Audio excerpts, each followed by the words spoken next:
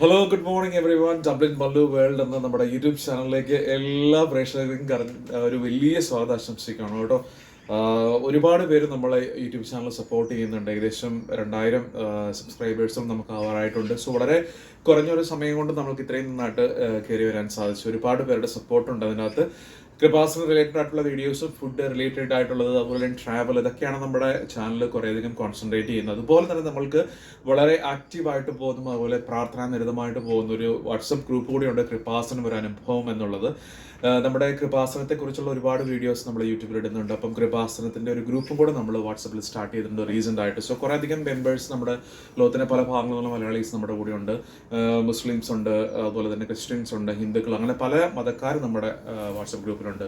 സാധാരണ ഒരു ഗ്രൂപ്പിൽ നിന്ന് വ്യത്യസ്തമായിട്ട് നമ്മൾ ഒരുപാട് ആക്ടിവിറ്റീസും അതുപോലെ ഒരുപാട് പ്രാർത്ഥനകളൊക്കെ എത്തിക്കുന്ന ഒരു ഗ്രൂപ്പാണ് കൊന്ത ആരാധന, അതുപോലെ തന്നെ പ്രാർത്ഥന, നിയോഗ പ്രാർത്ഥന, കരുണക്കൊന്ത, അങ്ങനെ ഒത്തിരി എപ്പോഴും തന്നെ ആക്റ്റീവ് 24/7 പല രാജ്യങ്ങളിൽ നിന്നുള്ളൊരു അതിനകത്ത് ആക്റ്റീവായിട്ട് നിന്നുകൊണ്ട് എപ്പോഴും പ്രാർത്ഥനകളൊക്കെ കൊണ്ടുപോകുന്ന ഒരു ഇതാണ്. ഒരുപാട് പേരുടെ സാക്ഷ്യങ്ങൾ നമ്മുടെ ഗ്രൂപ്പുകളിലുണ്ട്.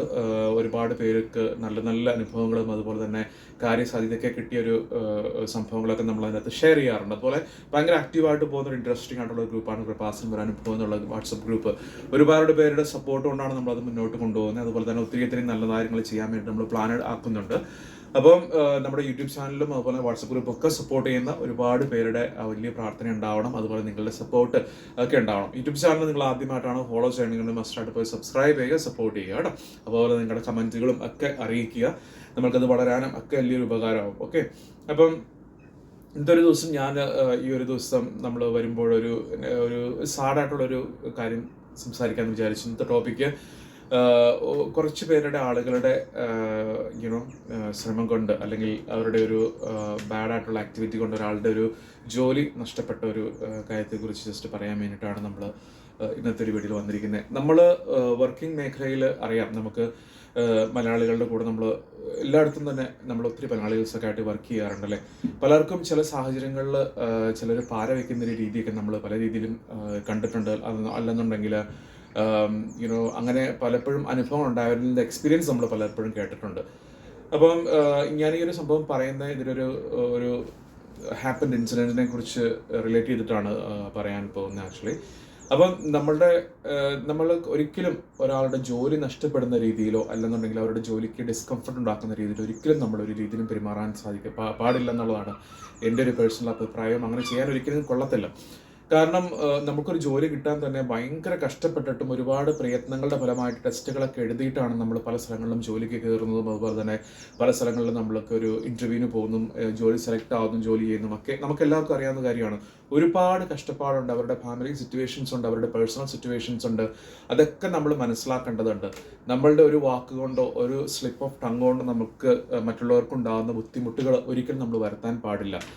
നമ്മൾ മാറി നിന്ന് പറയുന്ന പല കാര്യങ്ങളും പല രീതിയിലും പലരെയും വേദനിപ്പിക്കാം, അല്ലെന്നുണ്ടെങ്കിൽ അവരുടെ ജീവിതം തന്നെ അത് മാറ്റിമറിക്കാമെന്ന് നമ്മൾ ഓർക്കണം. അപ്പം റീസെൻ്റായിട്ട് ഇപ്പം നമ്മളൊരു സംഭവം നടന്നതിനെക്കുറിച്ച് പറയാൻ വേണ്ടിയിട്ടാണ്. അപ്പം നമ്മളെല്ലാവരും ഇപ്പം OET പരീക്ഷയ്ക്ക് എഴുതുന്ന ആൾക്കാരാണല്ലേ, വിദേശത്തേക്ക് രാജ്യത്തേക്ക് പോകാൻ വേണ്ടിയിട്ട് OET പരീക്ഷ എഴുതുന്നവരും ഒരുങ്ങുന്നവരൊക്കെയാണ്. അപ്പം ഇങ്ങനെ OET പരീക്ഷ എഴുതി ഒരുങ്ങിക്കൊണ്ടിരിക്കുന്ന ഒരുങ്ങി വിദേശത്തേക്ക് ന്യൂസിലാൻഡിലേക്കൊക്കെ പോകാൻ വേണ്ടിയിട്ട് തയ്യാറെടുക്കുന്ന ഒരാളുടെ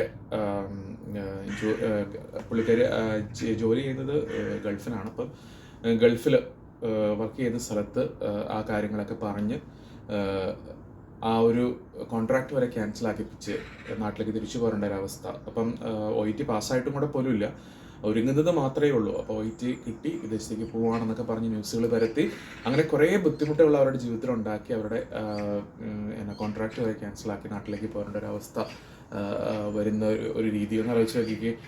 നമ്മൾ എത്രമാത്രം അതിനകത്ത് പാർട്ടായതുകൊണ്ടാണ്, അല്ലെങ്കിൽ നമ്മൾ എത്രമാത്രം ഒരാളെ പറ്റി ഒരു ന്യൂസുകൾ സ്പ്രെഡ് ചെയ്യുന്നതുകൊണ്ടാണ് അങ്ങനെ പല ഡിപ്പാർട്ട്മെൻറ്റുകളുടെ അടുത്തും അതുപോലെ തന്നെ ഹെഡിൻ്റെയൊക്കെ അടുത്ത് അങ്ങനെ ചെന്ന് അങ്ങനത്തെ ഒരു അവസ്ഥയിലേക്ക് മാറേണ്ട ഒരു രീതി അല്ലേ. അത് ഭയങ്കര വേദനാജനകമായിട്ടുള്ള കാര്യമാണ്. ഒരുപാട് പേഴ്സണലായിട്ടുള്ള ട്രോമയിലൂടെ അതൊരു സിറ്റുവേഷൻസിലൂടെ കടന്നു പോകുന്ന ആളുകളാവാം അവർ, അല്ലെന്നുണ്ടെങ്കിൽ ഹെൽത്തായിട്ടുള്ള ഇഷ്യൂസ് ഉള്ള ആളുകളാവാം, അല്ലെന്നുണ്ടെങ്കിൽ പേഴ്സണൽ പ്രോബ്ലംസ്, ഇപ്പം എന്തെങ്കിലും ആയിക്കോട്ടെ, ഫാമിലി പ്രോബ്ലംസ് ആവും, പല രീതിയിലുള്ള പ്രോബ്ലംസ് ഫേസ് ചെയ്യുന്നവരാണ് നമുക്കുണ്ടാവാം.